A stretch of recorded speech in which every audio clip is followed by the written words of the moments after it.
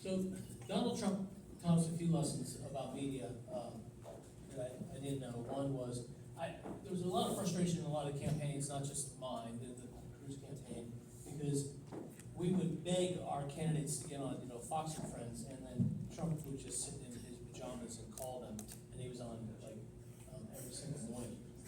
But the big lesson I learned is that every morning, the first call I got from a reporter wanted me to answer one question. What do you think about what Donald Trump said this morning?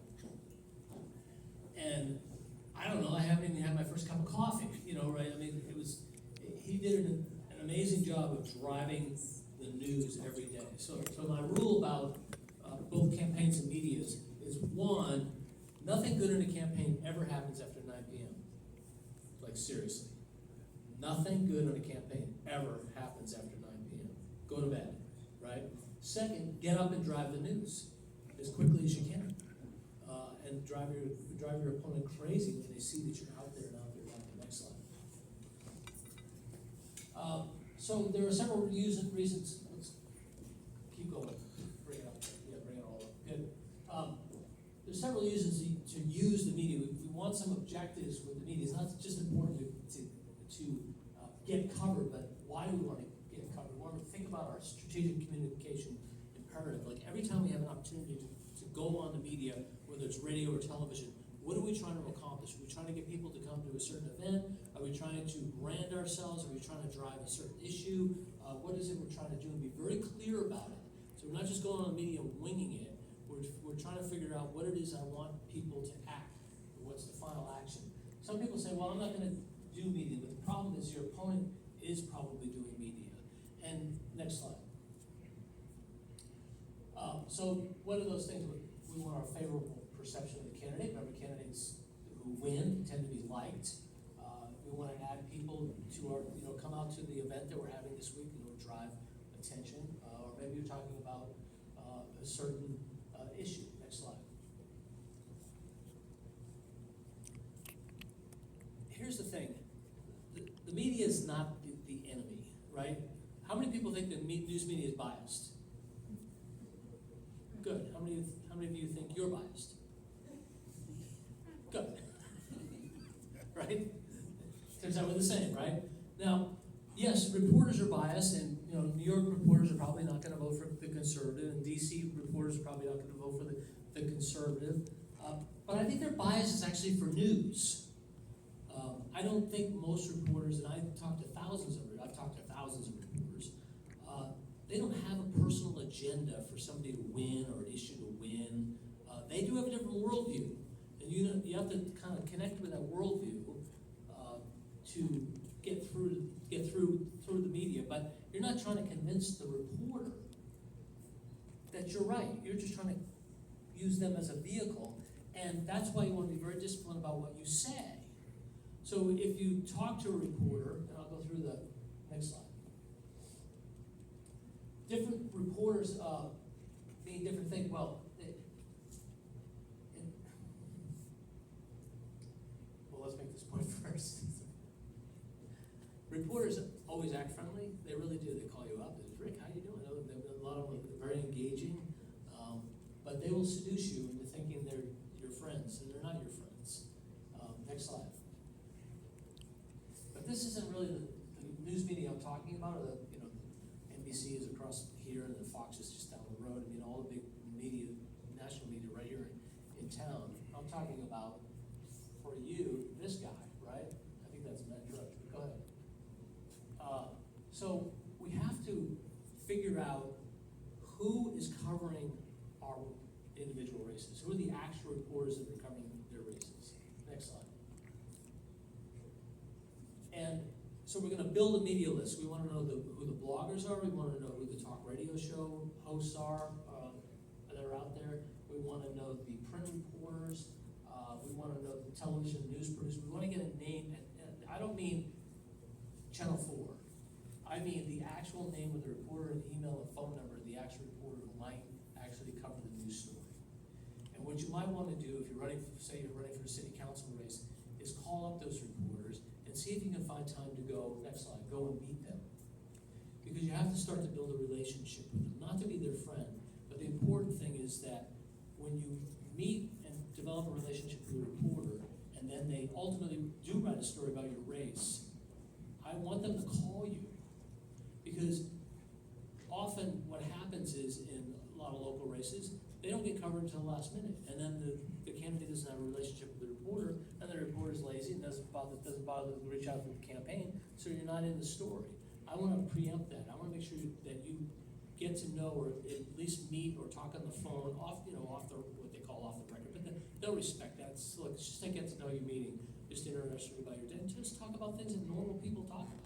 How long have you worked with the paper? What's your deadline? What are you working on right now? What's interesting to you?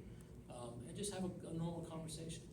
And the reason is when you get attacked by the incumbent, they're going to want a response from you, or you need to be in that story. So I don't want them to have any excuse to say, I didn't know your number, I didn't know how to get a hold of you. No, we're going to solve that right from the very beginning. So introduce yourself, get to know them, and also your opponent's going to be characterizing you, right? That's their job. And all this relationship will stop that when you meet people. It's all very common sense. Next. Show activity. People say, should I send the reporters a press release? Yes. I'll tell you why. Well, they don't read them. Yeah, I know. What do they do with them? Well, they put them in a file or a virtual file. And eventually the assignment editor says, what are you doing on that race in the 22nd? Well, I don't know. Let me see what's going on. And they look at your file, and it's full of press releases that they haven't read. Doesn't matter. They look at your opponent's file. It's empty. What do they think's going on? They think that something's happening in your campaign. Here's the other reason to write press releases. It codifies into policy for everyone on the campaign. In other words, when you actually have to write things down, like put words together to make sentences, and sentences to make paragraphs, and paragraphs to make an entire thought, you actually have to think things through. And what happens when you write a press release is you start to write and you're like, oh wait, I don't know something. I can go look it up. And then we're doing a research project, but we thought we were just writing a press release. And eventually we really have to think, and it's like, boss, we really hadn't thought of what so-and-so's bringing up here and this and that. Is this really our position? Is there a better way to describe it? And then it codifies the communications process. We do that by writing. So it's very important to write, and one way to do it is to write press releases. Next slide. We also want to leverage those relationships once we build them, because let me go through the levels of attribution. So you've heard most of them probably. One is on the record. What does that mean? You can be quoted by name with your title. Okay, Rick Tyler of the Leadership Institute said today, blah, blah, blah, blah, blah, blah, blah. Okay, that's on the record, pretty straightforward. On the record, not for attribution.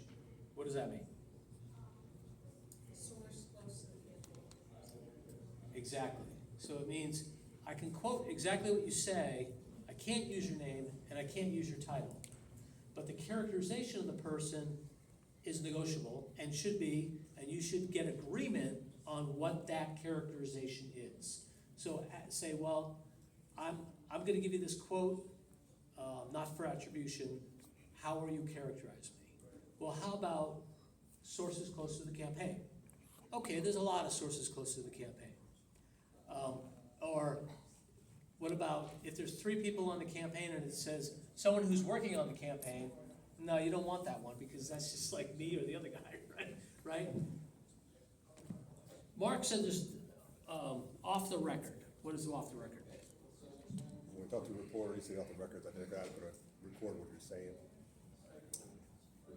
Here's what it used to mean, and I'll tell you what it means now. It used to mean, which is not really practical, that I'm going to tell you something and you can never write about it.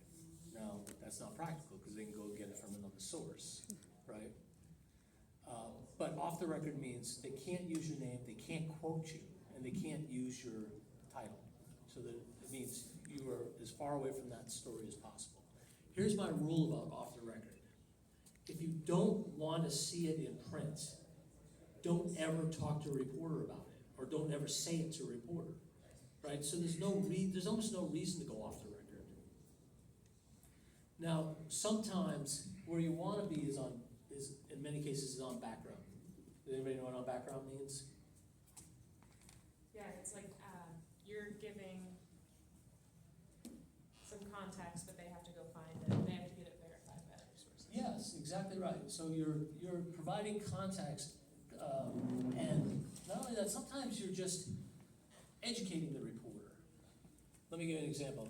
Anybody follow the, actually this one's blatantly obvious, but if you were following the constitutional amendment that went down by 60% in Ohio recently, did anybody follow that little story? Well, so in the fall, they have a pro-abortion constitutional amendment that's gonna go on the ballot in November. There was another constitutional amendment just voted on that made the bar higher to get a constitutional amendment, which would have made it harder to get that constitutional amendment passed. That was the story, everybody, but both sides were talking about it as an abortion amendment. But when the voter went into the polls, it didn't talk about abortion at all. It just said, we're raising the bar for the Constitution. What that story was really about, and what some reporter probably explained, or somebody explained to a reporter early on, this wasn't about any of that. This was about the Secretary of State who wanted to run for Senate, was gonna use this tool with overwhelming victory of raising the bar for the constitutional amendment, and it's gonna thwart the pro-abortion amendment in the fall. It got defeated 60%. But the conversation of background is and the reason you want to talk on background, not from me, is that you're just helping the reporter to understand what this story really is about. Or it could just be, this is an area of my expertise. And reporters have to know things. They have to know things in context, so you can explain them to them. And generally, you're not going to be quoted in the story. You're just helping the reporter to understand what this story is about. And if you have a good relationship with the reporter, they will call you often to say, what do you think is going on here? So you want to be on that. Now, there are some reasons to speak off the record. Because the reporter has to know this, but it can't come from my campaign. Because either it looks self-serving, or it just doesn't look good, but the reporter really does need to know this. So you ask for permission. I'd like, can we speak off the record? It is perfectly fine to have an on-the-record conversation and then say, I would like to answer that question, but may I go off the record? And you get permission. And most times they will say, unless they got a scoop and it's gonna go to deadline and it's gonna happen, they'll say, no, Rick, I'm sorry, you have to stay on the record. And then you say, well, no, I just can't talk about it then, or whatever it is. But most times they'll say, yeah, sure, go off the record. Okay, here's what you need to know. Now we're talking off the record. But then reestablish, are we going back on the record now? And yeah, we'll go back on the record, or whatever it is. But just know where you are in your level of attribution and why you do and don't want to. Different reporters need different things, and different formats need different things. So when you're on television, right, you can't tell a long story on television. There's no time, right? But on the radio, maybe. And public speaking, of course. But if you have, like, Rick's gonna be on with a whole hour, well, we're gonna fill a whole hour, right? I can really get into some things and talk about them. Radio, if the host interrupts you a lot, it means you're being boring, and he's trying to keep it going, because all they care about is ratings. So they want the conversation interesting, so help them make it interesting. Excellent.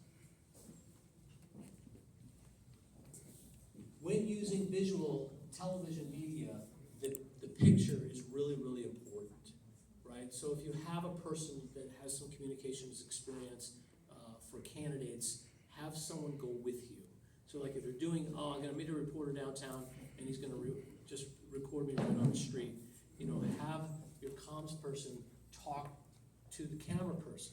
And I'll tell you this, usually the camera person, the guy holding the camera, he's a conservative. The person in front of the camera, she's a liberal, right? And if you say, hey, how's that going? Oh, what kind of camera is that? Yeah, do you use this? And you start a conversation. Do you mind if I look at that shot? Oh yeah, sure, go ahead and look at the shot. Oh, gosh, it looks like the Empire State Building is sticking right out of his head. Is it? Oh, yeah, well, we can move that over a little bit. right? Help make the shot so your candidate looks good in the shot. Know what's in the shot and make it right. Now, if you're doing a press conference or something, you want to do an event on education, where might you go? To a school, right? Help the picture to tell the story of the shot, because people are very, very visual. And by the way, they want a good shot, because when people are flipping channels, they want something that captures them. So the people behind the camera, they know they want a good shot. Help them make a good shot. Everybody's happy, they're happy, you're happy. Okay. Of course, radio is different, it's a different medium, and so it doesn't require a visual. You can do it from almost anywhere. You get used to it. You can relax a little bit and have a little fun with it, and get to know what the format is, and you'll get to know after a while, where the breaks are, what the rhythm of the show is, what their pet peeves are, or what they talk about a lot, kind of know who the audience is. And remember, people tune into a radio show or a television show, not because they want to hear you, right? It's usually because they want to hear the host. So it doesn't pay to pick a fight with the host or to be rude. Just be a good guest, and you'll get number one goal. I always say this: number one goal of television is what? To get invited back, because it is such a powerful tool to be able to communicate to so many people at one time. And so do good television. Learn the techniques of doing good television and be interesting. And you can get good at it, and you can practice now because we have iPhones. Next. So again, whenever we make whenever we're in the media, what is it that we need to get done? What is our strategic objective? Are we defining our opponent? Are we deciding we're building a support and we need more voters? Are we trying to mobilize voters to go out and vote, or maybe to show up, or to mobilize them around an issue? So just be intentional about the reasons we're going onto the media, and it should fit the whole theme that we talked about earlier, is the whole theme of your campaign. All your communications through media should be the same as it is anywhere else. It's the same message. One thing that candidates get frustrated with is they hate repeating the same message over and over again, but for this audience deserves it because they've never heard it before. So make sure that they are repeating their strong message. They'll get better at the message, but if the core message is working, why change it? Just, you can make it better, but don't change it. All right. Work relentlessly to minimize distractions. Most issues that happen in a campaign that are negative are frankly self-inflicted, right? Stupid people doing stupid things, or even smart people doing stupid things. Next.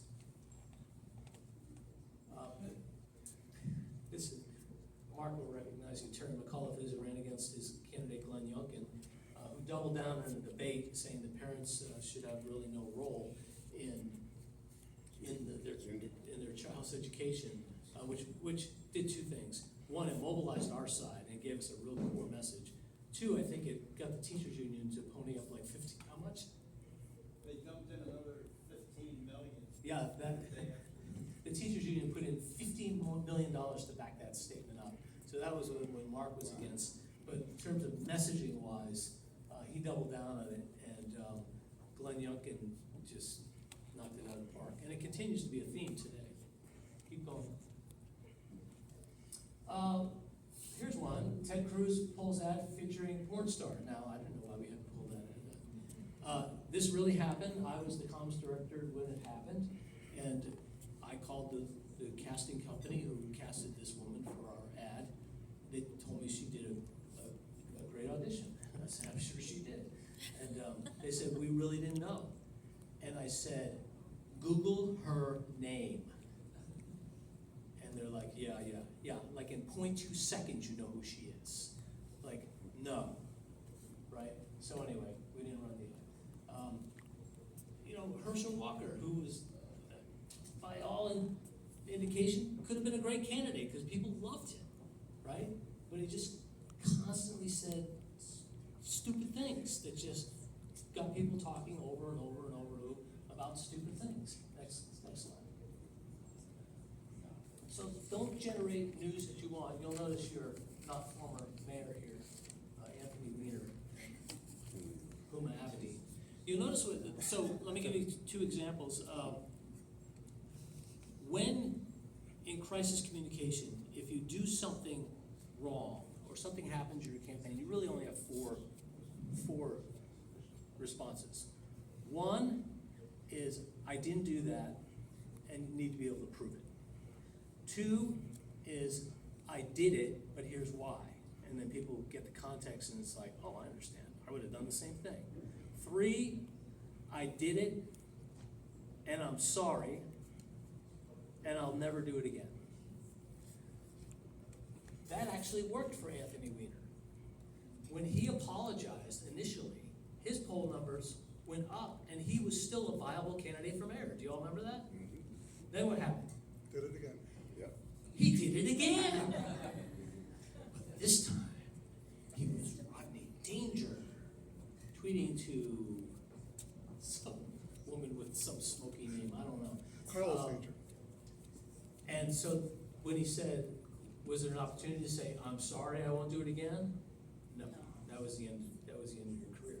Contrast that with Mark Sanford, who was missing for a few days in South Carolina. And this people, where's the governor? We don't know. He said a few days off. And then he tweets or something, I'm on the Appalachian Trail for a few days, I'll be back in a few days. What he didn't tell us is that the Appalachian Trail went all the way to Argentina. And he came back and he did a press conference and he said he was sorry and he was all teared up and said he would never do it again. And you know what they did? They made him a congressman. So you can do stupid things and recover. But, you know, don't do stupid things. You won't have to go through all that. Go ahead. Monitor your coverage closely, including, like Mark said, there's no reason to argue on Twitter. You're not convincing anybody. Like, anybody's politically active on Twitter, you are not convincing. They're not there to be convinced, right? They're there to just, you know, you're having a good time. They're there to argue. That's all they're there for. But you want to know what's being said all the time. So you want to have people monitor the coverage. And when you get new positive news coverage, make sure it gets around to your campaign team. And say, you know, good job. We're going in the right direction. We're getting good coverage. When a reporter gets something wrong, report it immediately. Okay, so either they've got the context or they missed the story report, or it is inaccurate. Call the reporter. Be professional about it. I only one time called a reporter's, had to talk to the reporter's editor. Remember, just think about this. If someone complained about you and they called your boss, how would that make you feel? Like, that's pretty serious. Like, you call my boss, that's like my job. So when you call a reporter's boss, that's what you're doing. So be aware of that. Now, their behavior may warrant that, but if you just didn't like the story, it doesn't. You may call them and say, I just didn't like this. That's fine, you can have those conversations. I called an AP reporter one time, and I complained because in the story, I was characterized as having chortled. And I said, Fran, why can't I just laugh like everybody else did? And we chortled about that for a while, but it was just, it was fun. Every time I saw a quote by me I didn't like, it was my fault. Because I just said something wrong. Or people say, why didn't you say this? I said, I did say this, but I said all these other things too. And they didn't get reported. So if you want what you say to be reported, then just say that. Or you could say, I'll tell you what, I got something going on right now. Can I just email you a quote?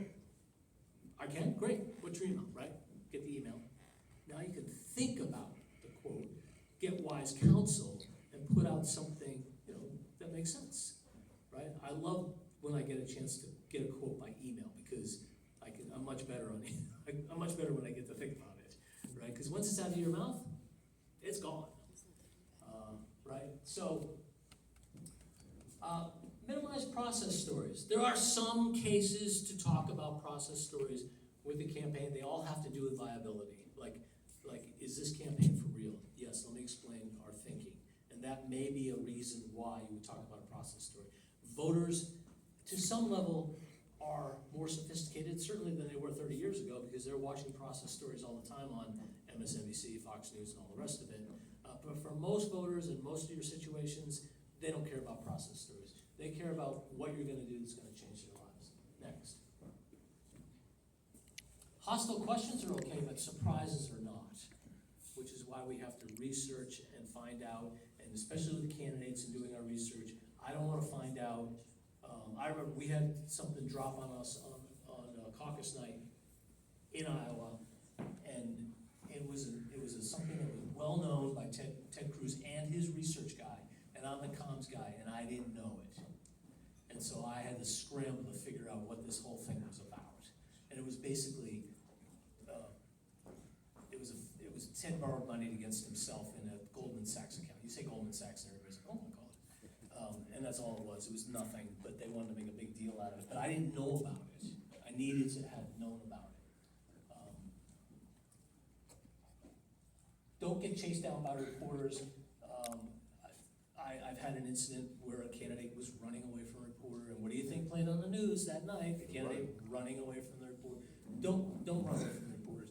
If they're gonna get the story, turn around and face them, and figure out what you're gonna say, or maybe you're not gonna say anything at all, but don't be seen running away from a reporter. Next. Don't speculate. Like, reporters love to ask questions. I think this happened to one of the gubernatorial candidates in California. His name escapes me. There was a scenario. Well, in this scenario, would you raise taxes? And she said, well, I guess in that scenario I would. What do you think the headline was? The candidate says she would raise taxes. And that's what people read. Like, don't do it. Don't speculate. If it's a hypothetical, I'm sorry, I don't answer hypotheticals. No, I'm not going to speculate about it. Ask me a real question about what's going on now. I might answer it, but I'm not going to talk about things I'm not going to speculate. Okay? In your campaigns, two people, I think, this is my rule, but some campaigns are different. I think the candidate can speak for themselves, and the comms director, press secretary, whatever, can speak for the candidate, period, end of story. You don't want 5 people saying they claim to talk for the candidate, because, and then you need a disciplined staff to say, if you get a call from the press, refer it back to the comms director. Because what the press like to do is they call me and I say, no, I'm not gonna comment on that. And so they call somebody else in the campaign and they get leaks, right? Why do campaigns leak? The number one reason why they leak is because there's not a trust, there's no trust within the campaign. Nobody's being listened to, the morale is terrible. And what people think is they justify themselves, well, I'm gonna say it to the press so that the campaign, so that the campaign manager will read what's going on, right? And then maybe they'll change, right? That is a leadership problem. That's where the candidate needs to rein in the campaign, build a campaign where people trust each other. And the more they trust each other and feel like a team, which requires leadership, the less leaks you'll have. Okay. So your command focus, I would say vision must always be present. Develop strong relationships early with your people who are covering your campaign, even though they may not report about you until the end of the campaign, but just get to know those reporters. Provide interesting, action-oriented, visually interesting content. Help them cover the news. They want to make news that looks good, help them do it. Minimize distractions. Respond to crises quickly and effectively. And remember, a reporter, while they're friendly, they have a job to do. I have friends who are reporters, but I have no doubt that if I were involved in some story, big story, that they would definitely want to quote me, and they'll throw me under the bus in 2 seconds flat. So I have no doubt about that, because that's just their professional obligation. Next one. All right, any questions on that? News media. Yes, sir. Rob. Yeah, good to see you, by the way. I see. What I always tell candidates when it comes to dealing with the press is you have voicemail for a reason. If a reporter's calling you and you don't know what it's about, let it go to voicemail, send it over to me or somebody else on the team, let us vet it and see what it is. If it's something sticky, let's see if we can handle it for you. But I think that's a reasonable. Yeah, the more, if you're nervous about talking to parents especially, or you don't really have a thought-out response, try to get as much information, and voicemail is very useful for that. You can sometimes say to the reporter, yeah, what's up, what are you working on? Yeah, this and that, and say, let me, I gotta make a couple calls real quick, I promise I'll get back to you, within 15 or 20 minutes, but get back to them. Even if you're gonna get back to say, I really don't wanna weigh in on this. I mean, I get reporters call me a lot, and sometimes they'll, and I'm honest with them, they'll be like, what do you think about this? And I said, it's not my area of expertise, I don't really have a lot to offer. There are other people who are closer to it than I, I don't care whether if I feel strongly about something or I'm an expert on it, I will. But the more information you can get up front, to kind of think out what you're gonna do, which is why I encourage you to write press releases, think deeply about your campaigns, so that you aren't caught flat-footed, and that you will have good instincts and natural answers. That is all in, like, public speaking, dealing with the press, going on TV, going on radio, 95% of it is solved through preparation. Prepare, and study. All right, Vanessa. All right, guys, so we have our last presentation coming up. I want to thank Rick Tyler, round of applause for that. I want to thank you, Maureen, from Women's Public Leadership Network. She'll be closing us out with the money-making section. How do we fundraise effectively? Maureen McInerney, covering fundraising.